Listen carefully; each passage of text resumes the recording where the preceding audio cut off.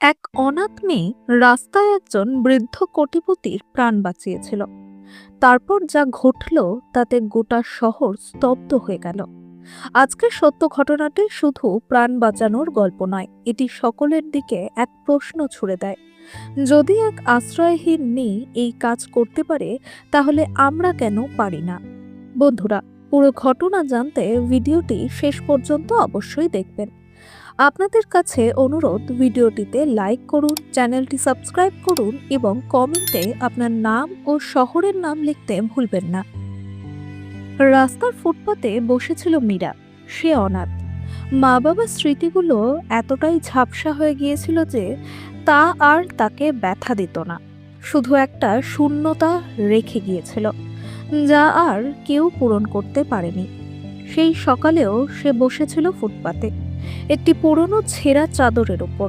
হঠাৎ রাস্তার মাঝখানে একটি দামি কালো গাড়ি থামল। গাড়ির দরজা খুলে এক বৃদ্ধ মানুষ বাইরে বেরোলেন। তার পোশাক ছিল খুবই দামি, জুতো চকচক করছিল, হাতে ছিল একটি দামি ঘড়ি। তিনি দুপা হাঁটার চেষ্টা করলেন। তৃতীয় পা ফেলতেই শরীরটা দুলে উঠল এবং তিনি রাস্তায় পড়ে গেলেন। কেউ বিষয়টাকে পাত্তা দিল না। আশেপাশের লোকজন নিজের নিজের কাজে ব্যস্ত ছিল। ব্যস্ত শহরে মানবতার কোনো দাম ছিল না। মীরা সব দেখছিল। সে উঠে দাঁড়ালো আর সেই বৃদ্ধের কাছে গেল। কাছ থেকে দেখে বুঝলো শ্বাস প্রশ্বাস স্বাভাবিক নয়, মুখ ফ্যাকাশে হয়ে গেছে, চোখ আধ খোলা। টেক চোখ আধ খোলা, যেন কিছু বলতে চাইছে কিন্তু পারছিল না। মীরা তার হাতটা ধরল। হাতটা ছিল ঠান্ডা। বাবা, শুনতে পাচ্ছেন? তার কণ্ঠস্বর নিচু। কোনো উত্তর এলো না। মীরা চারপাশে তাকালো। ডজনখানেক মানুষ দাঁড়িয়েছিল, কিন্তু কেউ কাছে আসছিল না। মীরা একটি অটো থামানোর চেষ্টা করলো। অটোওয়ালা একবার দেখেই বলল, ম্যাডাম, হাসপাতালের ঝামেলায় জড়াতে চাই না। হঠাৎ পিছন থেকে কেউ বলল, আরে ছেড়ে দাও, মরে গেছে হয়তো। যদি মারা যেত? সে খুব শান্ত গলায় বলল, তাহলে শ্বাস চলত না। অনেক পরে একটি অ্যাম্বুলেন্স এসে থামল। ড্রাইভার প্রশ্ন করল, কে ইনি? মীরা কোনো পরিচয় দিল না। সে শুধু বলল, একজন মানুষ। হাসপাতালে পৌঁছানোর আগেই বৃদ্ধের অবস্থা আরও খারাপ হয়ে গিয়েছিল। ডাক্তাররা তাকে সঙ্গে সঙ্গে ভিতরে নিয়ে গেল। মীরা বাইরে একটি বেঞ্চে বসে পড়ল। ঘণ্টাখানেক পরে ডাক্তার বাইরে এসে বললেন, আর 5-10 মিনিট দেরি হলে বাঁচানো কঠিন হয়ে যেত। মীরা কিছু বলল না। সে শুধু মাথা নিচু করল। হাসপাতালের ভবনটি বাইরে থেকে যত সাদা ও সুশৃঙ্খল দেখাতো, ভিতরে ততই জটিল ও ঠান্ডা। মীরা বেঞ্চে বসেছিল। তার চোখ স্থির হয়েছিল সেই দরজার দিকে, যার ভেতরে কিছুক্ষণ আগে সেই বৃদ্ধ মানুষটিকে নিয়ে যাওয়া হয়েছে। কিছুক্ষণ পরে একজন নার্স বাইরে এলেন। তার দৃষ্টি ছিল মীরার দিকে। প্রশ্ন করলেন, তুমি কে? আমি মীরা, আমি ওনাকে নিয়ে এসেছি। নার্স ধীরে কিন্তু স্পষ্টভাবে বললেন, ঠিক আছে, এখানে বসুন। এই বলে তিনি এগিয়ে গেলেন। কিছুক্ষণ পর একজন ডাক্তার এলেন। বয়স প্রায় 50-এর কাছাকাছি, খুব গম্ভীর। তিনি ফাইল উল্টে জিজ্ঞেস করলেন, রোগীর সঙ্গে কে আছেন? মীরা উঠে দাঁড়ালো, আমি। ডাক্তার তাকে ওপর থেকে নিচ পর্যন্ত দেখলেন। আপনার নাম? মীরা। রিলেশন? কোনো সম্পর্ক নেই। ডাক্তার ফাইল বন্ধ করলেন। দেখুন, রোগীর অবস্থা গুরুতর ছিল। হার্ট অ্যাটাক হয়েছে। এখন অবস্থা কিছুটা স্থিতিশীল, উনি ভালো আছেন, কিন্তু পরের চিকিৎসার জন্য কিছু কাগজপত্র লাগবে। পরিবারকে খবর দিন। মীরা বলল, আমি জানি না ওনার পরিবার কোথায়। ডাক্তারের কণ্ঠে এবার শীতলতা। তাহলে আপনি এখানে কেন বসে আছেন? মীরা বলল, কারণ আমি ওনাকে এখানে নিয়ে এসেছি। ডাক্তার এক মুহূর্ত ভাবলেন, তারপর নার্সের দিকে ঘুরে বললেন, সিকিউরিটিকে বলুন ওনার বাইরে বসার ব্যবস্থা করে দিন। মীরা কিছুই বুঝতে পারল না। বাইরে? হ্যাঁ। ডাক্তার সাবলীল কণ্ঠে বললেন, এখানে শুধু অ্যাটেন্ডেন্টরা বসে থাকেন। মীরা উঠে দাঁড়ালো। সে বাইরে করিডোরে এসে বসল। কয়েক ঘন্টা কেটে গেল।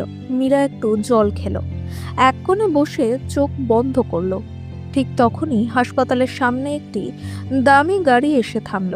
দরজা খুলে দুজন নামলেন, একজন মধ্যবয়স্ক, আরেকজন হয়তো তার ছেলে। তাদের মুখে উদ্বেগ ছিল। রিসেপশনে কথা হলো। মীরা দূর থেকে শুনল, মিস্টার শর্মা। কিছুক্ষণ পরে সেই ডাক্তার বাইরে এলেন। এখন অবস্থা স্থিতিশীল। তিনি বললেন, ঠিক সময়ে আনা হয়েছে, নইলে। কে এনেছে? মধ্যবয়স্ক মানুষটি জিজ্ঞেস করল। ডাক্তার অন্যমনস্কভাবে বাইরের দিকে তাকালেন। একটা মেয়ে এখানেই ছিল একটু আগে। মধ্যবয়স্ক মানুষটি আশেপাশে তাকালো। তার চোখ পড়ল মীরার ওপর। কাছে এসে বলল, তুমি মীরা? মীরা উঠে দাঁড়ালো। হ্যাঁ। তুমি? মীরা মাথা নাড়ল। হ্যাঁ। সেই মানুষটির চোখ জলে ভরে উঠল। আপনাকে অসংখ্য ধন্যবাদ। মীরা অস্বস্তিতে পড়ে গেল। সে কিছু বলল না, শুধু মাথা নিচু করল। মধ্যবয়স্ক মানুষটি ডাক্তারের দিকে তাকালো। ওনাকে ভেতরে বসান, উনি আমাদের সঙ্গে থাকবেন। ডাক্তার এক মুহূর্ত ইতস্তত করলেন, তারপরে বললেন, ঠিক আছে। মীরাকে আবার ভেতরে আনা হলো। একই করিডোর, একই বেঞ্চ, শুধু দৃষ্টিগুলো বদলে গিয়েছিল। কিছুক্ষণ পরে আইসিইউর কাচের ওপার থেকে সে সেই বৃদ্ধকে দেখল, চোখ বন্ধ, মেশিনে ঘেরা। মীরা জানত না যে সেই মানুষটি কে ছিলেন। তিনি আদৌ কোনো সাধারণ মানুষ নাকি কোটিপতি।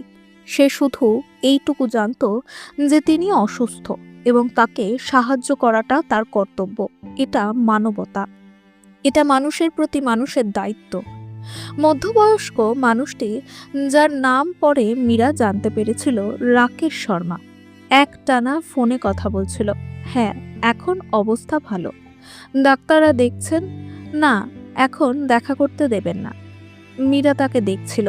সে জানত না কোটিপতিরা কেমন হয়, কিন্তু সে দেখতে পাচ্ছিল এই মানুষটি কারোর ছেলে, কারো আত্মীয়, তবুও ভীষণ একা। ফোন কেটে যেতেই সে চেয়ারে বসে পড়ল। দুই হাতে নিজের মাথাটা চেপে ধরল। কিছুক্ষণ পরে ডাক্তার আবার বাইরে এলেন। এখন বিপদ কম, তিনি বললেন। জ্ঞান ফিরতে আরেকটু সময় লাগবে। রাকেশ শর্মা স্বস্তির নিঃশ্বাস ফেলল। Thank you doctor. ডাক্তার চলে যেতে উদ্যত হলেন। তারপর থেমে বললেন, তবে একটা কথা বলতেই হয়, যে মেয়েটা ওনাকে সময় মতো নিয়ে এসেছে সে খুবই বুদ্ধিমতী। রাকেশের চোখ অজান্তেই মীরার দিকে চলে গেল। এই প্রথম সে ওকে ঠিক করে দেখল।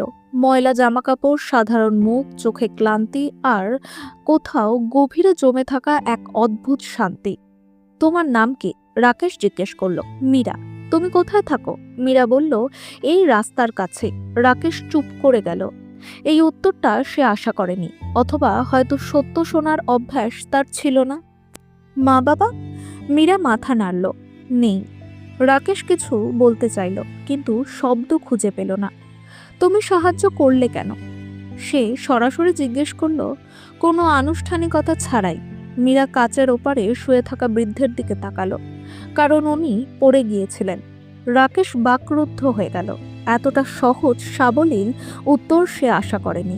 সে অবাক হয়ে গেল এটা ভেবে যে পৃথিবীতে কত মানুষ আছে যাদের কোনো অভাব নেই, কিন্তু রাস্তায় পড়ে থাকা অপরিচিত একটা মানুষকে সাহায্য করতে গেলে সবাই আকাশ পাতাল ভাবে। কেউ ভাবে ঝামেলায় জড়াবো না, কেউ ভাবে হাসপাতাল বা থানা থেকে দূরে থাকবো। অথচ একটা অনাথ মেয়ে, যার সামান্যটুকু সামর্থ্য নেই, এমনকি তার মা বাবাও নেই, একটা অপরিচিত মানুষকে সাহায্য করার আগে সে একবারও ভাবল না যে এরপর কি হতে পারে। রাকেশ শুধু এটাই ভাবছিল, এতটা নিঃস্বার্থ কি কোনো মানুষ হতে পারে? মানবতার কি এখনো কোনো মূল্য আছে? কয়েক ঘন্টা পর আইসিইউর দরজা খুলল। বৃদ্ধ নারায়ণ শর্মা ধীরে ধীরে জ্ঞান ফিরে পাচ্ছিলেন। রাকেশ দৌড়ে কাছে গেল। বাবা, আমি এখানেই আছি। নারায়ণবাবুর চোখে তখনও ঝাপসা ভাব। তিনি খুব আস্তে আস্তে বললেন, জল। নার্স গ্লাস এগিয়ে দিলেন। কিছুক্ষণ পরে যখন চারপাশের কোলাহল কমে এলো, নারায়ণবাবুর চোখ বাইরে বসে থাকা মীরার ওপর পড়ল। তিনি ইশারায় তাকে ডাকলেন। নার্স মীরাকে ভেতরে যেতে বললেন। নারায়ণবাবু খুব মন দিয়ে দেখলেন, যেন কোনো মুখ নয়, তিনি কোনো ঘটনা স্মরণ করে নিচ্ছেন। তুমি? তিনি ধীরে ধীরে বললেন। তুমিই তো। মীরা মাথা নাড়ল। হ্যাঁ। নারায়ণবাবুর চোখ জলে ভরে উঠল। সবাই চলে যাচ্ছিল, কিন্তু তুমি থেমে গেলে কেন? তিনি জিজ্ঞেস করলেন। মীরা চুপ করে রইল। সে প্রশংসা শোনার জন্য এই কাজ করেনি। তোমার নাম কি? মীরা। নারায়ণবাবুর কণ্ঠ কেঁপে উঠল। তুমি না থাকলে। বাক্যটা শেষ হলো না। ঘরে এক গভীর নীরবতা নেমে এলো। রাকেশ এই প্রথম নিজের বাবাকে এভাবে ভেঙে পড়তে দেখল। সে বুঝল যে যেই মানুষটাকে সে সবসময় শক্তির প্রতীক ভেবে এসেছে, সে ভেতরে ভেতরে কতটা একা। নারায়ণবাবু চোখ বন্ধ করলেন। কিছুক্ষণ পরে বললেন, আমি জীবনে অনেক কিছু অর্জন করেছি, কিন্তু আজ বুঝলাম জীবন বাঁচাতে অর্থ নয়, মানবতার প্রয়োজন। মীরা মাথা নিচু করল। তার ভেতরে কোনো অহংকার ছিল না। ঘর থেকে বেরিয়ে রাকেশ মীরাকে বলল, বাবা পুরোপুরি সুস্থ না হওয়া পর্যন্ত আপনি আমাদের সঙ্গেই থাকবেন। মীরা প্রথমে ইতস্তত করল। আমি আমি তো কোথাও থাকি না। এখন থাকবেন, রাকেশ বলল। মীরা হাসপাতালের করিডোরগুলোর দিকে তাকালো।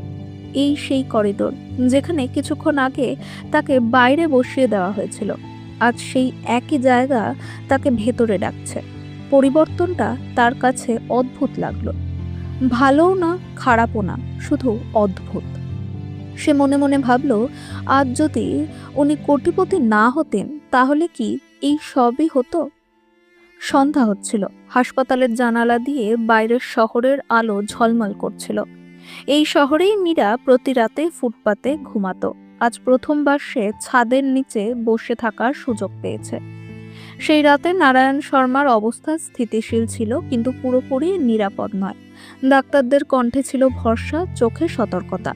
আর এই সবের মাঝেই হাসপাতালের করিডোরে আরেকটা গল্প জন্ম নিচ্ছিল। সকাল হতেই খবর ছড়িয়ে পড়ল, শহরের বড় শিল্পপতির প্রাণ বাঁচিয়েছে এক অনাথ মেয়ে। মানবিকতা এখনো বেঁচে আছে।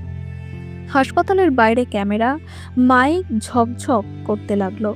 রিপোর্টাররা শব্দ গুছিয়ে নিচ্ছিল। রাকেশ শর্মার ফোন একটানা বেজে চলল। মিডিয়া, পরিচিত মানুষজন, বোর্ড মেম্বার, রাজনীতিবিদ, সবার কিছু বলার ছিল, সবার কিছু দেখানোর ছিল। মীরা দূর থেকে এইসব দেখছিল। এই শোরগোল তার কাছে অপরিচিত। সে শুধু এটুকু বুঝছিল, এখন সবাই তাকে দেখতে চাইছে। যে মেয়েটা গতকাল পর্যন্ত ফুটপাতের অংশ ছিল, আজ সে গল্প হয়ে গেছে। কেউ তার নাম জানতে চায়, কেউ তার ছবি তুলতে চায়। রাকেশ তাকে কাছে ডাকলো। মীরা, মিডিয়া এসেছে, একটু সামনে আসতে হবে, বাবার পক্ষ থেকে ধন্যবাদ জানানো দরকার। মীরা না বলল। বলল, আমি আসতে চাই না। রাকেশ থামল। সে মীরার মুখের দিকে তাকালো। সেখানে ভয় ছিল না, ছিল অস্বস্তি। ঠিক আছে, সে ধীরে ধীরে বলল, যেটা তুমি চাও। তারপর একটু থেমে বলল, তবে পৃথিবী সবসময় তোমার ইচ্ছা অনুযায়ী চলবে না। কিছুক্ষণ পর একজন রিপোর্টার ভেতর পর্যন্ত চলে এলো। সে শুধু দুটো প্রশ্ন করল। মীরাকে সামনে নিয়ে আসা হলো। আপনি সাহায্য করলেন কেন? এখন কেমন লাগছে? মীরা ক্যামেরার দিকে তাকালো। আলো তীব্র ছিল, প্রশ্নগুলোও তীব্র। এক মুহূর্ত ভেবে সে বলল, ভয় তো লেগেছিল, কিন্তু উনি একজন মানুষ, তাই সাহায্য করেছি। আপনি কি জানতেন তিনি কোটিপতি? না। জানলে কি করতেন? মীরা এক মুহূর্ত না থেমে বলল, তবুও একই কাজ করতাম। রিপোর্টার হাসি মুখে মাথা নাড়ল, যেন সে ঠিক এই উত্তরটাই চেয়েছিল। ক্যামেরা বন্ধ হলো। শোরগোল সামনে এগিয়ে গেল। সেই দিন দুপুরে হাসপাতালের ঘরে আরেকটা ঘটনা ঘটল। না ক্যামেরা, না মাইক। নারায়ণবাবু মীরাকে কাছে ডাকলেন। তার কণ্ঠ আগের চেয়ে আরো শক্ত ছিল, কিন্তু চোখে ছিল এক ধরনের ক্লান্তি, যে ক্লান্তি শুধু অসুখ থেকে আসে না। তিনি বললেন, লোকজন অনেক কথা বলছে, কিন্তু আমি জানতে চাই তুমি কি চাও।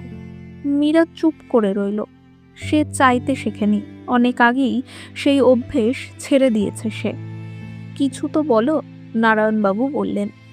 পড়াশোনা, বাড়ি, কাজ কিছু? মীরা আস্তে আস্তে বলল, আমি শুধু শান্তিতে বাঁচতে চাই। ঘরে আবার নীরবতা নেমে এলো। রাকেশ জানালার কাছে দাঁড়িয়েছিল। পরের দিন একটা প্রস্তাব এলো, পরিষ্কার কাগজে স্পষ্ট বাংলা ভাষায় লেখা। মীরার জন্য একটা ঘর, পড়াশোনার খরচ, মাসিক সাহায্য সব কিছু করা হবে। রাকেশ তাকে বোঝালো, এটা দয়া নয় মীরা, এটা কৃতজ্ঞতা। মীরা কাগজটার দিকে তাকালো। অক্ষরগুলো সোজা ছিল, তার অর্থও পরিষ্কার। সে মাথা তুলে নারায়ণবাবুর দিকে তাকালো। আমি যদি না বলে দিই? নারায়ণ এক মুহূর্ত না ভেবে বললেন, তবুও আমি তোমার প্রতি কৃতজ্ঞ থাকব। মীরা গভীর নিঃশ্বাস নিল। বাইরে মিডিয়া তখনও তার অপেক্ষায়। সমাজ একটা গল্প চাইছিল। সন্ধ্যায় নারায়ণবাবুকে সাধারণ ওয়ার্ডে স্থানান্তর করা হলো। মীরা জানালার পাশে বসেছিল। সেই রাতেই নারায়ণবাবু একটি সিদ্ধান্ত নিলেন। তিনি বললেন, আমি চাই তোমার করা এই সাহায্যটা অংশীদারির মতো হোক।